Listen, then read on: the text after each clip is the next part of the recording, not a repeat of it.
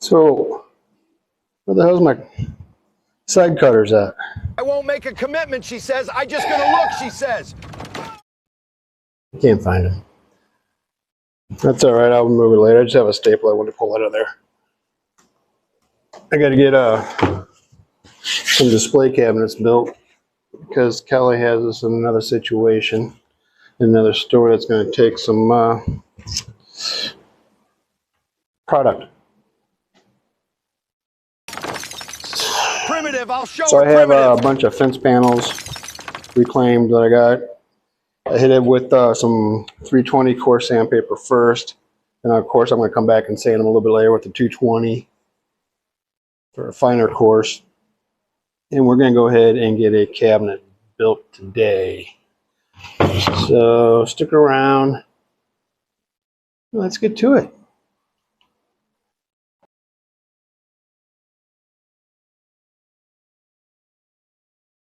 First thing I'm going to do is square off the end of all of that. And then I will know I have a good starting point for measuring what I need. So that's what I'm going to be doing for the next 20 minutes or so. I like to plan my projects out on paper first. And a lot of times when I mean paper, I just draw it out. I'm like, oh, okay. And then I start freestyling from there.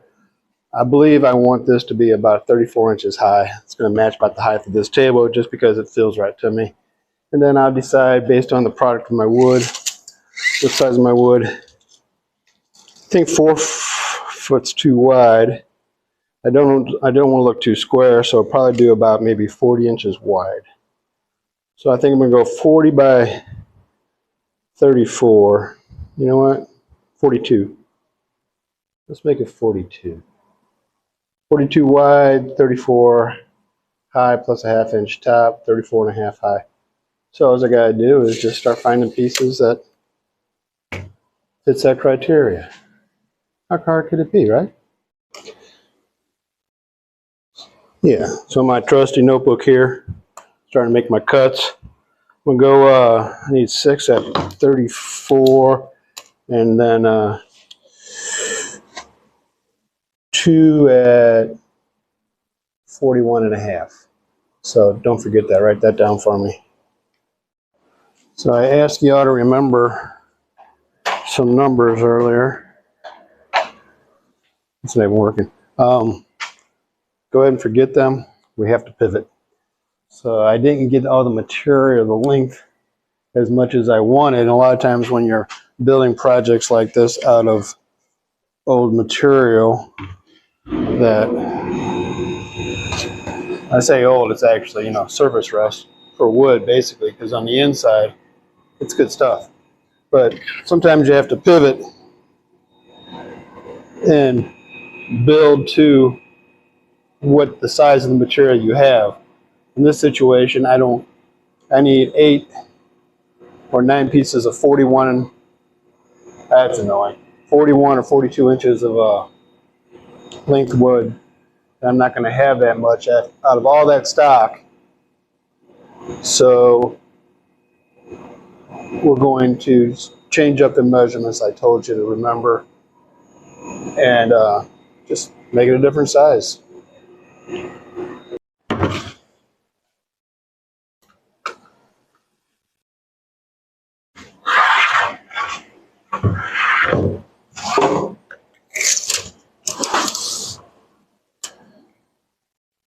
I'm going to go ahead and make this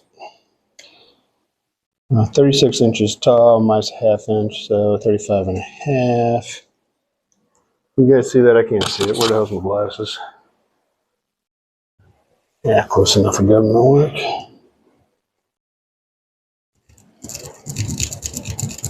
So we're going to make it whatever the number that is. That's it. Oh, look, here they are right here. 34, 35 and a half. All right. We'll get that cut, and then we'll just do that 1, 2, 3, 4, 5, 6 more times. So these 4 or 5 pieces will get us started. I showed you all this before, so it's not that big of a deal. You're not going to miss nothing, but I'm going to cut them down to size, find the pieces that I want, and then I'm going to glue, staple, and screw them together like this. And that's how the first part of this cabinet is going to start going together.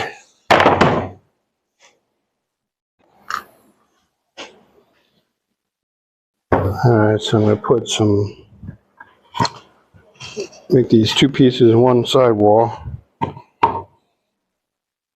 Now they're 1/2 inch, and the problem with that is my staples brads are a little bit longer than 1/2 inch. Or, yeah, inch. I think I have 1.25 inches, so if I go in at an angle,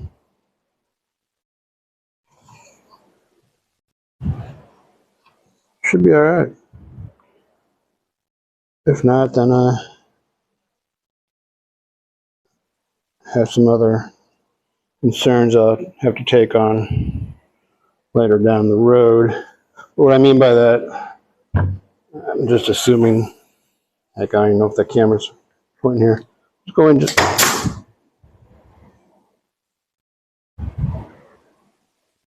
Didn't sound right, did it?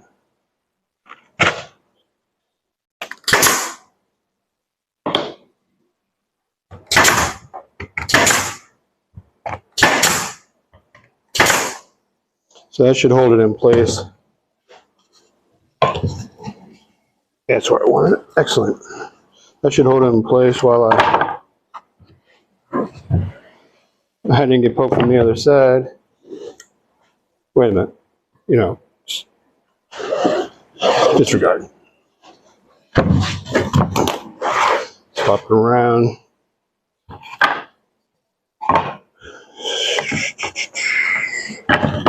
Make sure I don't go with the. The reason I'm keeping it 1/2 inch on both sides is because that's how I'm going to attach the front. Right, actually, I'm going to attach it all together later. That's why I'm using this board for that.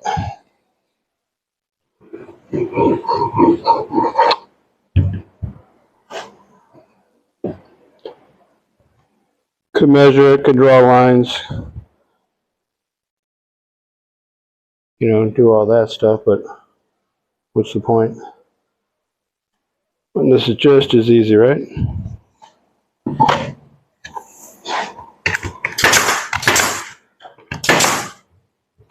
Almost went too straight on that one, I bet. No? Excellent. All right, so then I got some 1-inch screws. I'm just going to go ahead and put 4 more on each one. Really? I don't know if you're on or off. And then you can see I'm going to start doing a little bit of assembly here. But I just wanted to show you this real quick. If you can see it, it just kind of, you see that? Yeah. So that's what I was looking for. That just, anyway, it just all slides together. And then we repeat the process on the top and put the shelves in. And then that makes for a really solid frame that I can literally stand on, jump up and down on, it won't break. Well, maybe not jump up and down on, but you get the point. So I went ahead and assembled the shell basically. Shelves are 28 inches wide, so I cut 4 of those.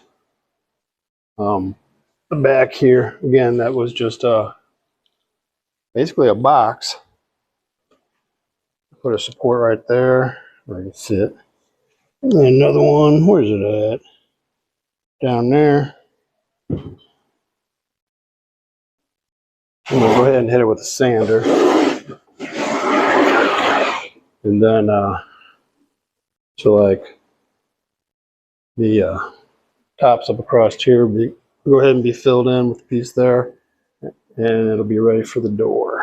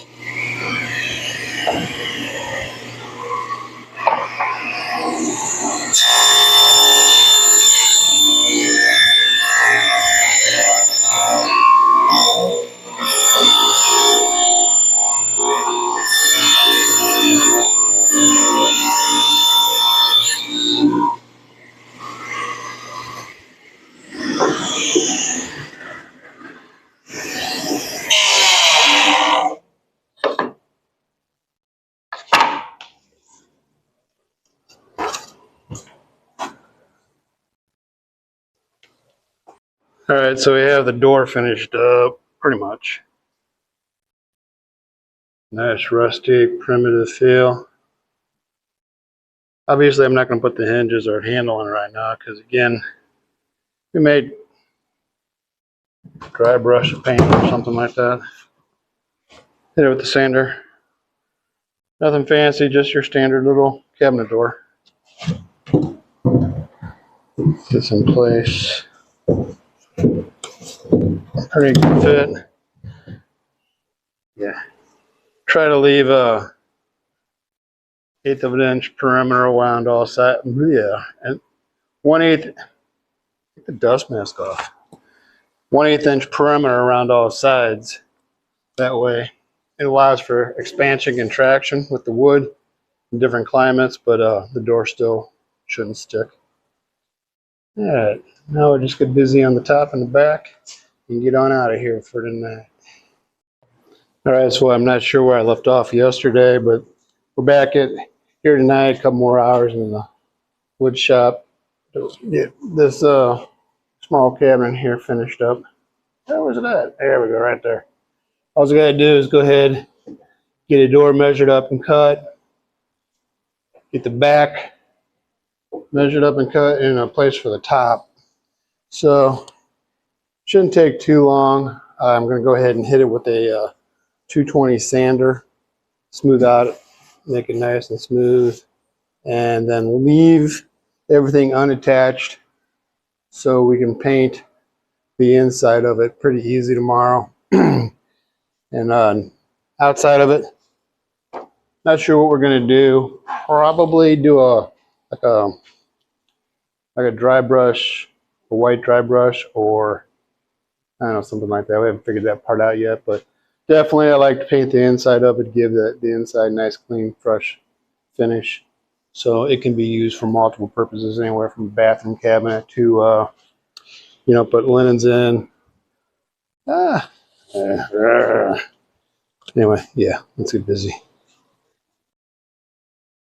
Nice, dumbass. Well, there you have it. She's done.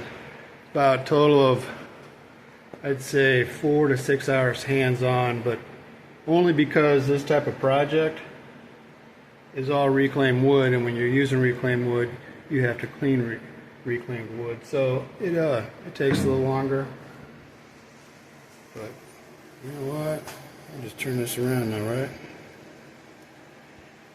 Can't even do that during recording. Alright, let's just do it this way. Alright, so put your door inside one shelf. Nothing fancy in there. And so this is, again, just a quick primitive, rustic cabinet that's nice and sturdy, but it's got all that beautiful primitive rustic look. And it is 100% green, reclaimed. Again, it's actually pretty light. It's made of mostly cedar and pine.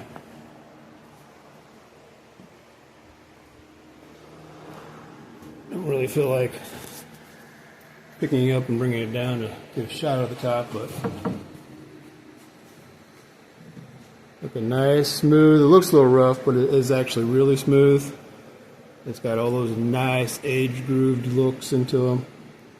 Do a little ebonizing on the edges, probably do a little more. There you have it. We're going to get her into the store, find her a happy home. Visit us in our Etsy store. We add something new all the time.